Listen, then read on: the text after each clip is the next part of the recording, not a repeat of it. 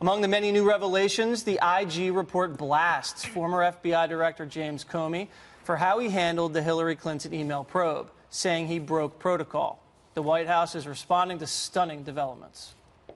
The president was briefed on the IG report earlier today, and it reaffirmed the president's suspicions about Comey's conduct and the political bias among some of the members of the FBI. Outnumbered. All right, let's bring in special report anchor Brett Baer. Brett, I'm sure you have not read the entire thing, or you're probably making your way through it. You know how many trees we've killed, Jesse? I mean, we're all printing it. 568 pages. And I'm sure you're all reading it.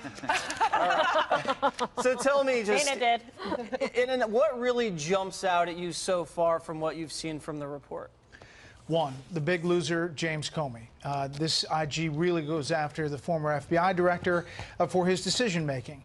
Two, the other loser, Peter Strzok and Lisa Page, and those text messages that surface, more of them in this report, the biggest of which will be, I'm sure, grasped upon by President Trump and his supporters, and that is 7 words.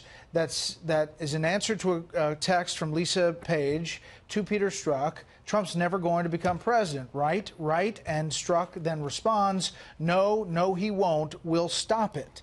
Well, that in and of itself, even though we don't have the full context of what they're talking about there, just that in a vacuum will create major fuel to the issue of what was happening behind the scenes. The other thing, though, to note is that overall at 30,000 feet, the IG says that they couldn't document political bias within the FBI on the decisions made early in the Clinton email case.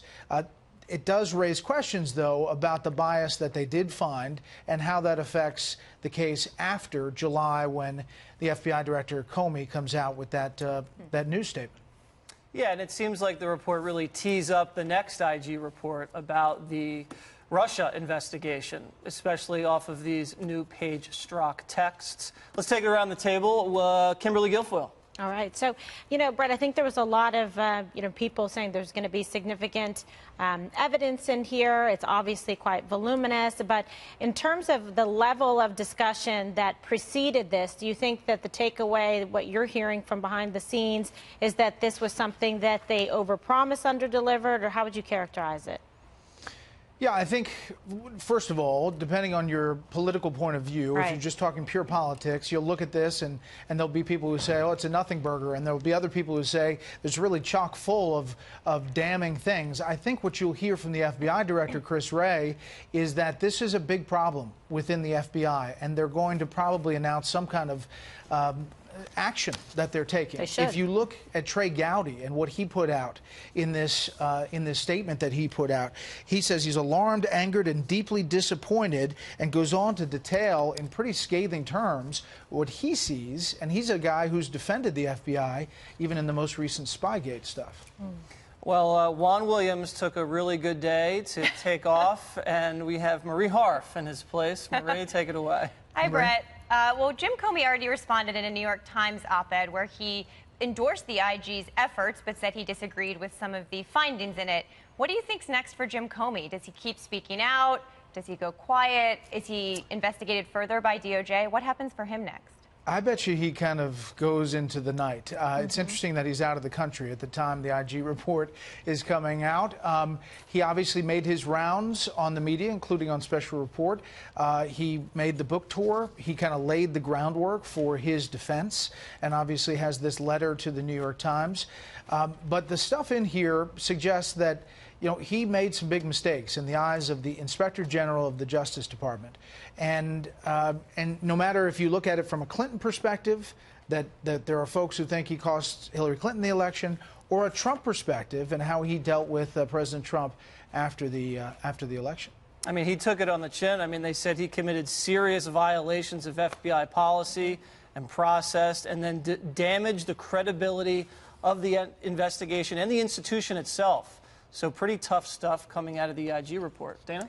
Well, Brett, in James Comey's statement in reaction to this right away, first a tweet and then an op-ed in the New York Times, he says, look, I respect the IG. I think they did a great work here. Reasonable people can disagree, so he's moving on. Now, the Strzok's attorney, he did put out a statement as well, but he didn't address these text messages, and I'm curious if you think that that might happen. And then my other question is, Michael Horowitz, the Inspector General, had a lot of bipartisan support, lots of credibility across administrations. Congressman Ratcliffe said today that he has read the report, he's been briefed on it, and he still maintains confidence in Michael Horowitz, which I guess means that this next IG report, which is on the actual Clinton emails themselves, and that investigation would at least have some credibility. Yeah, and I think these are questions that I'm going to ask Chairman Gowdy and Goodlatte, and they'll be on in the next hour on Special Report. I think that there is a lot here that tees up, as Jesse mentioned, the next iteration of the IG's efforts. And the second text, the part that says, no, he won't be president, we'll stop it, that was just released in the past few days, weeks. And the first part, where the question is asked, will he be president, was released, but the second part was not. You know, that tells you something about transparency and where this document back and forth is going up with Capitol Hill and oversight.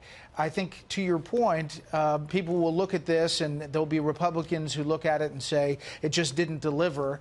And I think others will look at it and say, there's a lot in here yet to be mined. Yeah. Okay, and now from the Fives Inspector General, yes. Greg Gutfeld.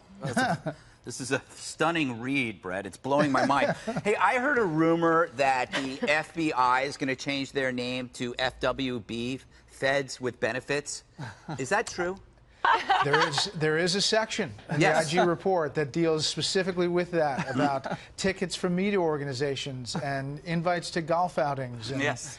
Yes. I do have a serious question. There was a part there where we found out that Comey used his private email to conduct, I think it was non-classified business, which may be why he couldn't damn Hillary for doing the same thing, because it's like mutually assured destruction. Everybody's guilty of doing the same thing. Could that be part of the reason why he decided not to proceed further? I tell you what, you're trying to be funny, but these are two really good nuggets of the report that had not been kind of put out there. Comey is using a private email, even though it's unclassified, to deal with the email investigation of Hillary Clinton. And the IG says that's not a good thing. I've got the Gutfeld diaries over here, and I've been looking through them. Frightening. Oh, no, sorry. You're on page 70. All right, Brett. Yes. You don't want to be in Gutfeld's diary. That's the last place you want to be. But nice job with the interview the other day of the president. Yeah, very nice. And we'll be looking forward to 6 p.m. for another great special report. All right, see you guys.